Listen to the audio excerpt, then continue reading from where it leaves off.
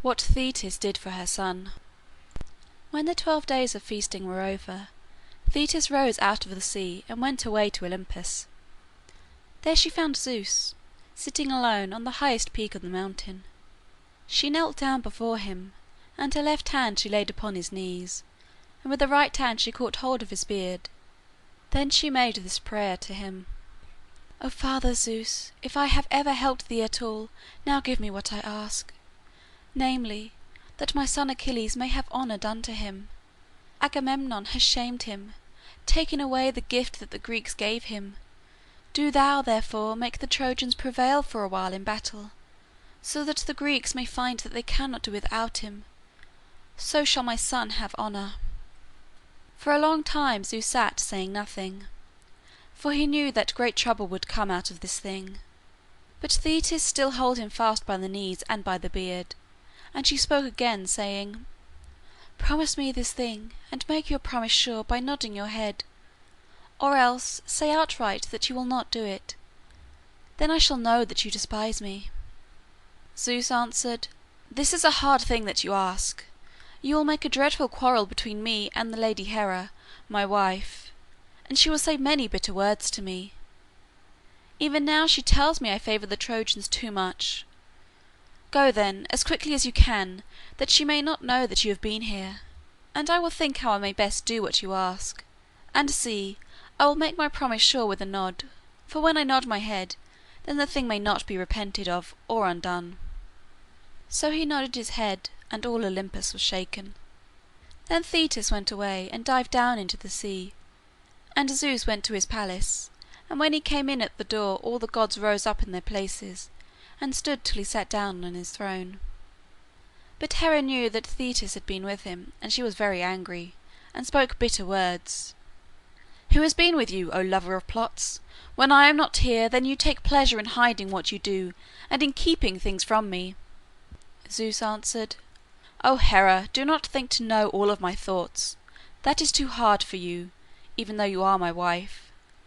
That which it is right for you to know I will tell you before I tell it to any other god, but there are matters which I keep to myself. Do not seek to know these." But Hera was even more angry than before. "What say you?" she cried. "I do not pry into your affairs. Settle them as you will. But this I know, that Thetis with the silver feet has been with you, and I greatly fear that she has had her way. At dawn of day I saw her kneeling before you. Yes, and you nodded your head. I am sure that you have promised her that Achilles should have honor. Ah me, many of the Greeks will die for this." Then Zeus answered: "Truly there is nothing that you do not find out, witch that you are. But if it be as you say, then know that such is my will. Do you sit still and obey? All the gods in Olympus cannot save you, if once I lay my hands upon you." Hera sat still and said nothing, for she was very much afraid. Then her son, the god who made arms and armor, and cups and other things out of silver and gold and copper, said to her: "It would be a great pity if you and the father of the gods should quarrel on account of a man. Make peace with him, and do not make him angry again. It would be a great grief to me if I were to see you beaten before my eyes, for indeed I could not help you. Once before, when I tried to come between him and you, he took me by the foot and threw me out of the door of heaven. All day I fell, and at evening I lighted in the island of Lemnos." Then he thought how he might turn the thoughts of the company to something else. There was a very beautiful boy who used to carry the wine round. The god, who was a cripple, took his place and mixed the cup, and hobbled round with it, puffing for breath as he went, and all the gods fell into great fits of laughter when they saw him. So the feast went on, and Apollo and the Muses sang, and no one thought any more about the quarrel. But while all the other gods were sleeping, Zeus remained awake, thinking how he might do what Thetis had asked of him for his son. The best thing seemed to be to deceive Agamemnon, and make him think that he could take the city of Troy without the help of Achilles. So he called a dream and said to it: "Go, dream, to the tent of Agamemnon, and tell him that if he will lead his army to battle, he will take the city of Troy."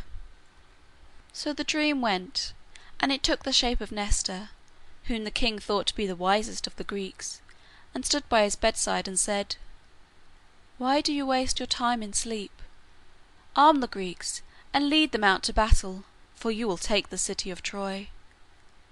And the king believed that this false dream was true.